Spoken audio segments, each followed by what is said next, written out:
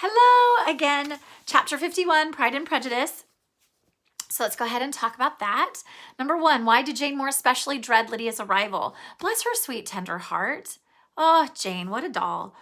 The arrival was dreaded by the elder Miss Bennet, and Jane was more especially who gave Lydia the feelings which would have attended herself, had she been the culprit, was wretched in the thought of what her sister must endure. Bless sweet little Jane. Jane is imagining that Lydia feels guilt. She's imagining that Lydia feels as horrible and wretched as she, Jane, herself would have felt if she ran off with Wickham.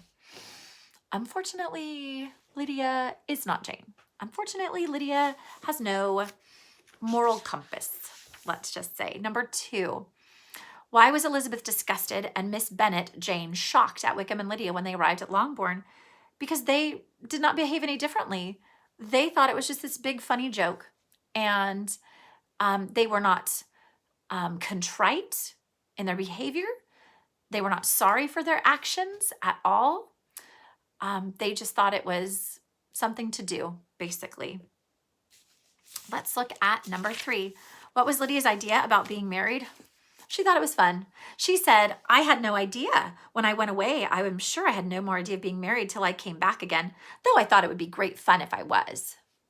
Really? So this is just a joke? What you put your family through? You just thought this was fun and games. Shows the lack of maturity and that she should not, obviously, have been out in society at this point. Question number 4. This scene. Oh my gosh. Describe the scene where Jane is demoted by Lydia. Oh, I just want to punch Lydia in the face. So if you recall, I think we mentioned this, how there are such strong rules of society at that time that even walking into a room was determined by your rank.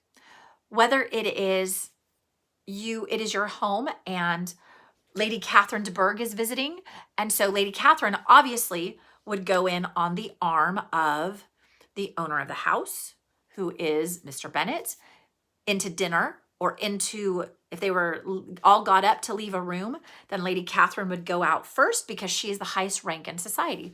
Well, this is just a family, so there's no real rank, but there is in the age difference. So Jane always will be first because she is the oldest child.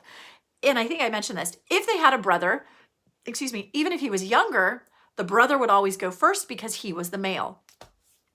Well, Mr. and Mrs. Bennet will exit the room first, and then Jane and Elizabeth will go normally together. They would leave, and then poor Mary would go by herself, and then Kitty and Lydia would go together. That's how it used to be.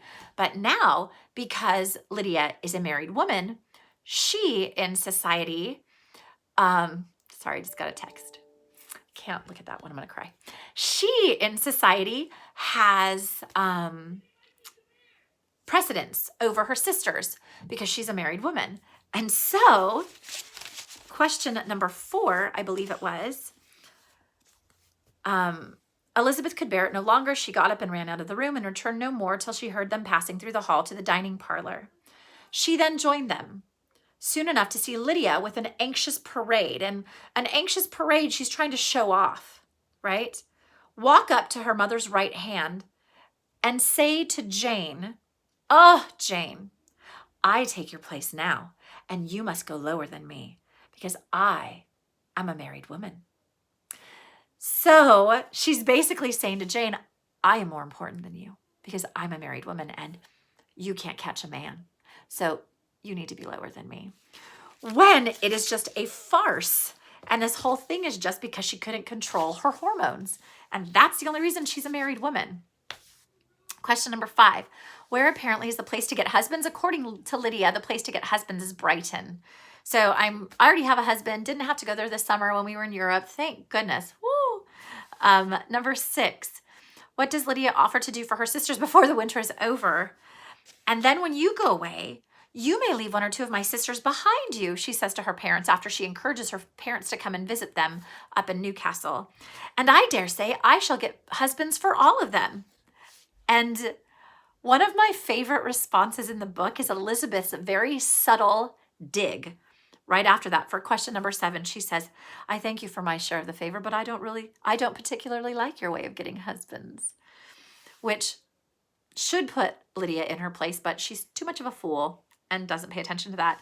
Number 8, how long did Mr. and Mrs. Wickham stay at Longbourn? They stayed for 10 days. Number 9, what was Wickham's affection for Lydia?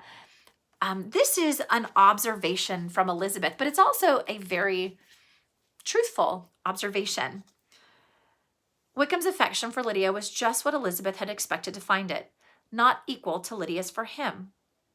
She had scarcely needed her present observation to be satisfied from the reason of things that their elopement had been brought on by the strength of her love rather than by his. And she would have wondered why, without violently caring for her, he chose to elope with her at all, had she not felt certain that his flight was rendered necessary by distress of circumstances. And if that were the case, he was not the young man to resist an opportunity of having a companion. So Elizabeth logically is saying, if you are familiar with Monty Python, that was a direct quote, logically, Elizabeth is saying, the only reason he took my sister was because he wanted some female companion, because he has hormones too. And if Lydia was all up into his business and all interested in him, who is Mr. Wickham to say, no, little girl, you need to stay home. Sorry. No. Mr. Wickham very well would take any woman that would throw herself bodily at him. But Wickham's plan was not to marry her. Wickham's plan was to just kick her to the curb and be rid. So why would he marry her? Good question, which we'll find out in a couple of chapters. Or sooner than that. We'll have to wait and see. Let's see. Question number 10. Who did Lydia realize could have stood up with her if her uncle had not come back after 12 o'clock? She says, however, I recollected afterwards that if I had been prevented going to the wedding, need not be put off, for Mr. Darcy might have done as well. Mr. Darcy? What is Mr. Darcy doing right now? Sorry, I had another text. I just swooped that up. Well, Mr. Darcy, we don't know. We'll have to wait and see. Question number 11. Who did Elizabeth write a letter to after Lydia let her secret slip? She hastily wrote a letter to her Aunt Gardiner to find out exactly what had happened. All right, darlings. End of chapter 51. I'm going to jump right into 52. Love you guys. See you later.